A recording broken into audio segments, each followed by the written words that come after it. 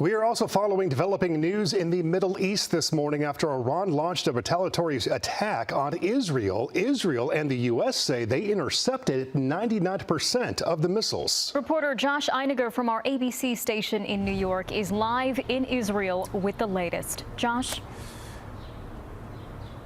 Well, good morning, Irene. Good morning, Mark. Or I should say, in my case, good afternoon. The day is already almost over here on this Sunday. It's 5 in the afternoon, and as you can see, the old city of Jerusalem still standing as it has for thousands of years. Israel really did dodge a bullet, or you might say more than 300 bullets.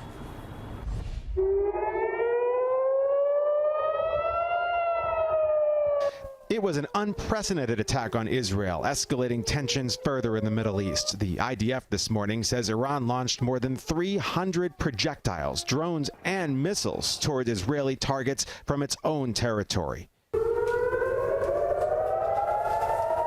Our team on the ground in Israel heard those sirens and immediately moved for safety. 99% of the threats were intercepted, but one civilian was seriously hurt. A U.S. official tells ABC News the targets were 3 military bases, including one that houses F-35 fighter jets. In Israel, the IDF vowing to protect its citizens. Together with our allies and partners, we are operating at full force to defend the state of Israel and the people of Israel. Iran's supreme leader said of Israel, the evil regime must be punished for its airstrike on Iran's consulate in Syria, which killed several military officials. President Biden at the White House Saturday afternoon met with his national security team for hours. After a late call with Israel's Prime Minister Benjamin Netanyahu, Biden said, quote, "I condemn these attacks in the strongest possible term." Netanyahu wrote, "We intercepted, we blocked. Together, we will win."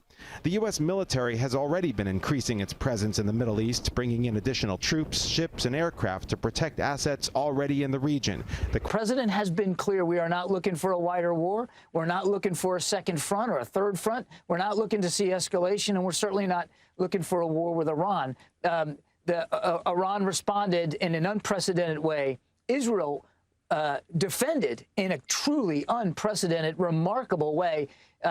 We don't want to see this situation escalate further. The air power, the capability of the Israeli Air Force is far beyond anything that the Iranians have. And the Israeli Air Force can own the airspace over Iran. So between that and the ships at sea, the Israelis have a lot of options in how they retaliate.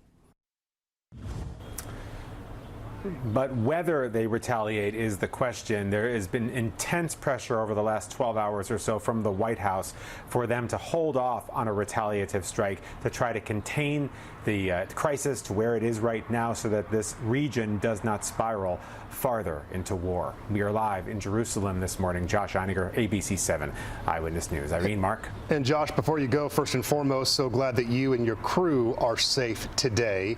That being said, you said something very interesting during our 5 a.m. hour about how the people of Israel, from what you have seen, have essentially, within a matter of hours, already moved on.